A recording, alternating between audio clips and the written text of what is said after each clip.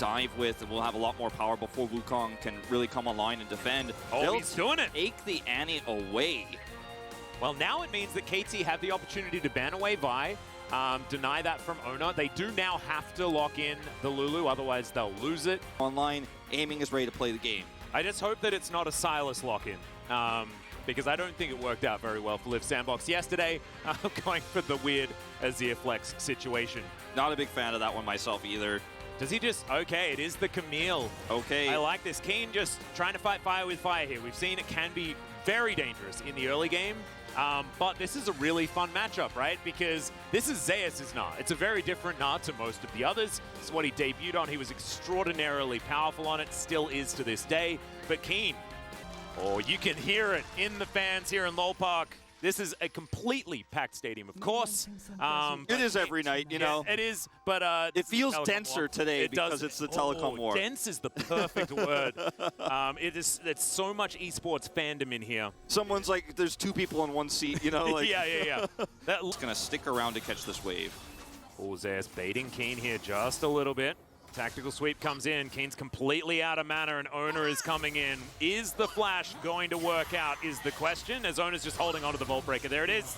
Guarantee that they can kill him in the CC. Beautifully done. And this is exactly the opposite of what I thought KT was going to do with this draft. I thought instead of hovering bottom side with Cuz, they would just let Aiming and Lehens kind of be left to their own devices.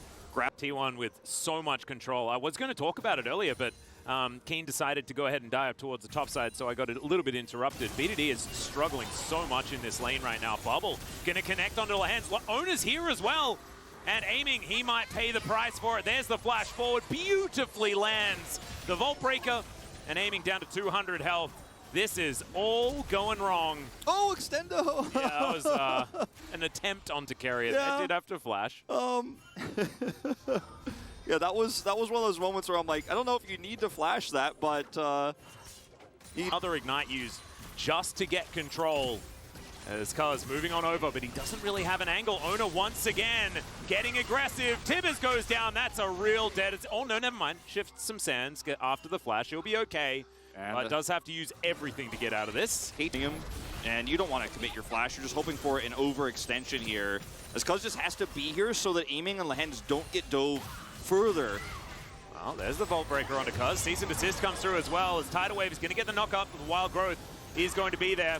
Good bubble. Connects onto Lehens. Is now Cyclone going to be there. Oner diving forward. BDD and Faker fighting towards the top side of Gumayushi. A lot of damage on Aiming, who does ult, and immediately T1 get out of there. Don't want to give Zeri her certification as Lehens. He has to flash.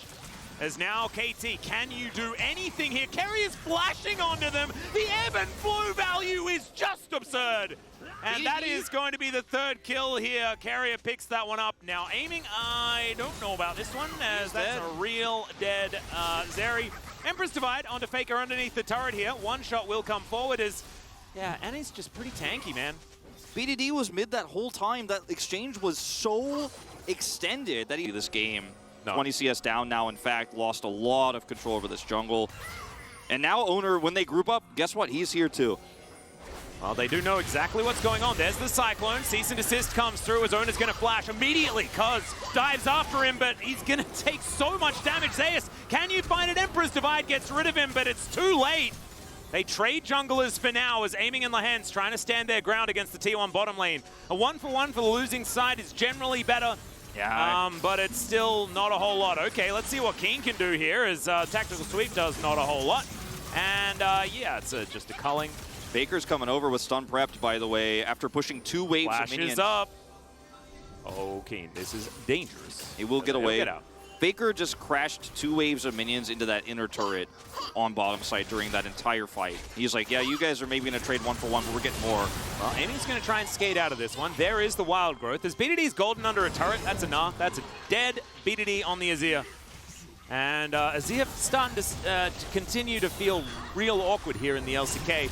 As, yeah, Bear drops on top of the Scissor Legs lady, and it's just, I feel like the game's done. Well, it is done. It's been done for a while. It's been done. But it's like, it keeps telling me over and over again. T1 keep telling us this game's done, by the way. This game's done, by the way. The game, it's over. This is the kind of game that we don't see in Game 2 from T1. We see it in Game 1, right? Where you show up with a standard draft, you play it out beautifully, It's jungle gap city here. You get the early advantage top side. I think Cuz's pathing is definitely the most suspect part of this game for me, for KT, but it's one small lead for NAR means we're only playing bottom. We're only playing bottom. Zeri can't play the game.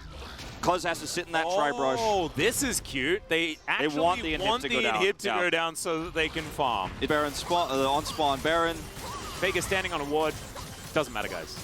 Keen maybe could have pushed for bounty. They're going to contest. Well, Faker is going to go golden. There's a tidal wave, gets a lot of value. Cuz going to go down first here. A cease and desist, I believe, was onto Cuz's clone.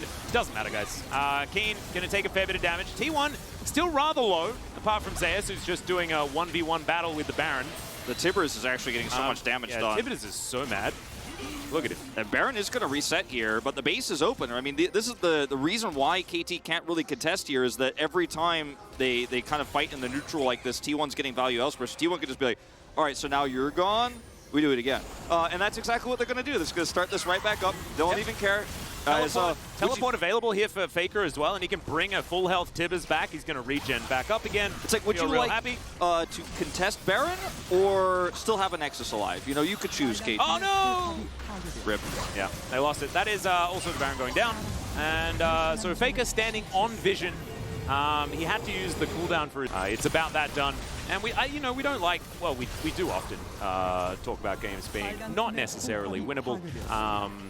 You know, in positions like this, but it doesn't feel good to say that a game's over. But this one's just the most done. Yeah, I mean, the observers are like, they just wrote this is done by zooming out. Yeah. It's all over the screen. It's Jonas Strong's tempted to actually just zoom in on the Nexus and wait. That's not true.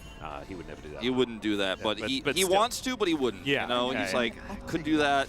He could just go, you know, go and take a restroom break real quick. But KT, there is unfortunately, I mean, not even a flank angle here. The Kane has no teleport. BDD has teleport, but he will just be focused if he tries to do anything with his Emperor's Divide. He has no items. Like, he has no damage in this game.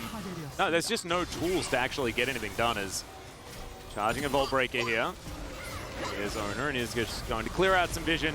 And we're just going to take all of the structures here. One Nexus turret remains, because, yeah, just going to get jumped on by Zeus. And they're just continuing to walk around in circles. There is no actual good choice to make here for KT, and therefore, like, even if we say, like, oh, KT, go for a fight, yeah, but they can't win anything. There's a Hextech ultimatum into the backline. Gumayushi just going to press the culling button. He does get polymorphed as Cuz tries to dive on top of him. Decent CC, but he's just going to get wiped out. And T1 are going to go for the kill. They back away from aiming. They do actually respect this Zeri quite a lot. As we can see, Sundisk was put up. Zeus has TP, so he can just return. Well, BDD, can he be the hero? He does manage to wipe out the Lucian. Now Carrier's going to try and swim away from this, aiming, fighting as best he can, but Faker, he's a tank, guys. He's a raid boss, and Carrier's going to get yet another kill, 306 here on the Nami, and it was a valiant attempt there from KT at the very end, but they're going to need more than this if they want to take down T1. Game number 1 of the Telecom War of our Saturday Showdown is going to go to T1.